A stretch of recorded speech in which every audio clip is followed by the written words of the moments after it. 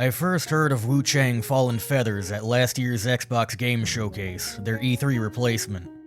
It was the usual presentation of eccentric indie games 7 people will actually play. I was sitting there bored to the verge of death until something grabbed my attention. An announcement trailer that looked legitimately good. I did some research and learned it was a Soulslike from Leenzee, a relatively new independent dev studio. I'm quite tired of Dark Souls. Don't get me wrong, I like it, but the genre is overdone, like in the mid-2010s when every game had to be open world. It's a niche that's been saturated. However, something about Wuchang captivated my interest. Maybe it was the setting, maybe the combat, or maybe it's my weakness for beautiful women with a penchant for violence. Hard to say. Anyway, fast forward to present, and here we are. So, what is Wuchang Fallen Feathers about?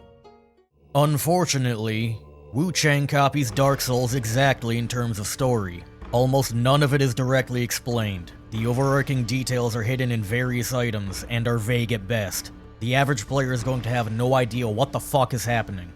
I'll explain what I can as best as I can with the currently known and/or plausible information. The game takes place in the southern Chinese province of Shu around the end of the Ming Dynasty, circa 1640s. Sometime before the events of the game, the player character Bai Ziyun took her sister Yu and ran away from home after the deaths of their parents and younger brother. They joined up with a gang of pirates under the command of Ha Yuzai, who will be an important character to the story.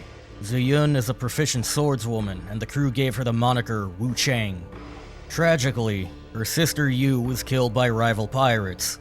Somehow, Wuchang hears rumors of artifacts in Shu that are capable of resurrecting the dead, and she sets off to find out how she can bring back her sister. Shu is under attack from a race of humanoid avians known as the Bow, and the disease they carry called feathering. Shortly after arriving in Shu, Wuchang encounters a large monster, Lu Hong Liu, and gets her shit rocked, becoming feathered as a result. She is saved by a Taoist named Xuanyangzi, who is looking for a cure for the feathering. Wuchang is remarkably resilient to the side effects of feathering. Why? Great question. I have no idea. Wuchang wakes up and continues her quest to find the artifacts, with the caveat that she has lost her memory and now has no idea who she is or why she is here. Same. The artifacts are ancient chisels, relics from a war with the Bow and the primordial deity with magical bullshit power. 4 of them are needed for a proper resurrection. If you do it with less, there are complications. Shu is in a state of absolute chaos, locked in a multi-front war between the Ming soldiers and Imperial Guard, rebellious generals and their soldiers who are trying to seize control of the Empire after the death of the Chongzhen Emperor, the Bow and the Feathered who have succumbed to madness, the Taoists of Zhenwu Temple, Dutanga and his raiders disguised as monks, and unaffiliated villagers just trying to survive who will kill you on sight because of the feathers on your arm. Throughout your journey, you will encounter characters from the various factions, sometimes making friends with the most unlikely of people.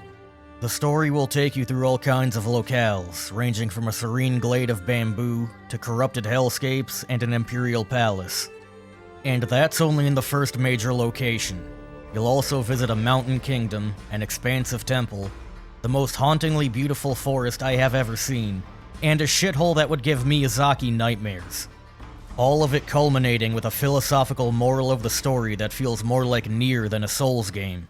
The gameplay is where Wuchang Fallen Feathers takes the Souls formula and runs with it, both for better and worse. It innovates on the good parts of Souls and amplifies in the bad. I'll start with the good. The combat system. While still fairly slow, it feels much more enjoyable once you really get into it.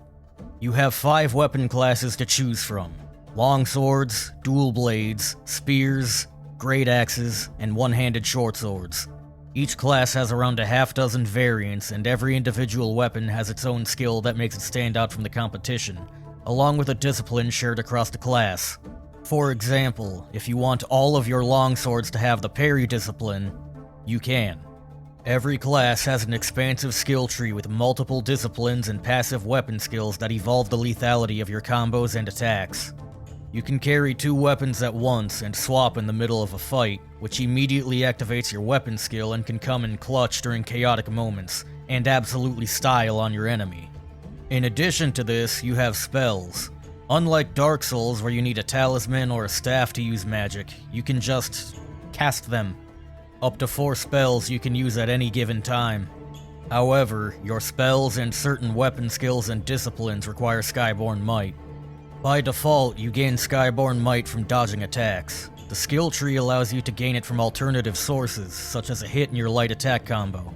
The end result is combat that is much more fluid and varied than your typical Souls experience. My favorite diversion from the formula is the Madness system. It's similar to Hollowing, but more interesting. As you kill human enemies, your madness increases. As you kill monstrous enemies, it decreases. Dying also increases it, and you can manually increase or cleanse it with various consumables. As you accrue madness, Wuchang physically changes. At 50%, her eyes begin glowing a vibrant red, and from an aesthetic standpoint, she looks badass with demon eyes. At 100% madness, her feathering looks, disgusting. Also, you now deal and take more damage. I've seen people complaining that it's a bad system because it makes bosses more difficult. Wrong. They kill you in the same amount of hits. You might as well just be doing more damage. But the thing I truly love about Madness, when you're at the maximum and you die in the world, once you get back to the area you died, you must now fight your inner demon. She is you, with cheats and maximum aggression. Lose to your inner demon, and you lose all of your red mercury. Win, and you get it back, of course, along with rare consumables. Either way, your madness is quelled, for the time being. Red mercury is the equivalent of souls, and in Wuchang, again why I like the madness system, the amount you lose on death is proportionate to your level of madness. At 0 madness, you will lose only 35% of your red mercury. It's a nuanced system that feels fair, yet still has consequences for dying. Also, you can change the appearance of your armor to anything you've acquired, so you can pick and choose whichever fashion you want with the stats of any armor you like. As for the bad, Dark Souls gets away with its player trolling bullshit because it does it in moderation. 2 or 3 times in the game, an enemy will try to knock you off a ledge to your death, or a shiny pickup will be behind a floor button that launches hidden arrows at you. 1 or 2 bosses will refill their health bar after you finally defeated them. Wuchang takes it so many steps further, it's beyond trolling. The game hates you. 2 or 3 times per major location, somebody will try knocking you off a roof, or a trap will arrow spam you to death.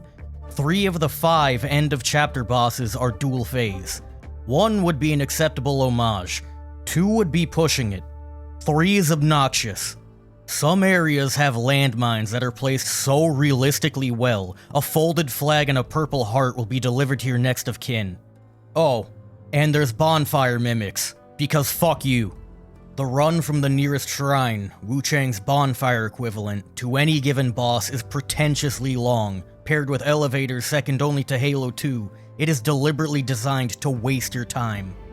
While I think the level design overall is good, when the road forks in 3 different directions and each path branches again, only to funnel you to the same location without anything particularly valuable along the way, it feels tedious and completely unnecessary. Take the rebel camp in Cloudspire, for example. There are 4 routes leading into the camp. 2 of them are from the exact same pathway, which itself forks from another entrance to the camp. It's like the devs looked at a map of Boston and said, "Let's do that." In my humble opinion, I felt the game drags on just a little bit too long. After you've crossed the point of no return, the world as you knew it has changed forever. You fight a pretty significant boss at the end, and then there's another full chapter. I've heard complaints that the game is too short. I can only presume they ran past everything, skipping straight to the bosses, probably following a guide. I went in as blind as possible, doing a majority completion and clocked in at 43 hours. Though, 3 of those hours I was getting fucked by Hong Lan, so technically it was more like 40 hours. It's not Elden Ring levels of egregious, but it's still about 10 hours too long. And if you want to collect all of the +1 and 2 benedictions and pendants across NG Plus cycles, and the trophies for getting every ending, You're going to be looking at easily 90 to 100 hours for total completion. I have to address the elephant in the room. Performance. Wuchang had a rough launch, to say the least. Myriad reports of stutters and freezes and crashes, oh my, followed by refunds and review bombing. From my personal experience on a regular PS5, the game runs great. I've lost frame rate a handful of times, and exactly twice has it dropped to 0 for a couple seconds before stabilizing. It has not crashed a single time in the excess of 100 hours I've put into it. If you pick it up now, your experience may vary, but the devs are patching the game regularly. Bugs can be fixed. Some already have. The graphics are a mixed bag. Some look good, some look like shit. The juxtaposition is almost comical. But it's rarely distracting. If you're staring at rocks from 2005 in the corner of a boss arena mid-fight, you've got a much bigger problem. As for the music, truthfully, I barely notice it. But that's not exactly a criticism. It's background noise to the real rhythm, reading which angle the next attack is coming from and deciding in a fraction of a second whether I die in a cutscene or just die. That said, there are moments when the music absolutely shines.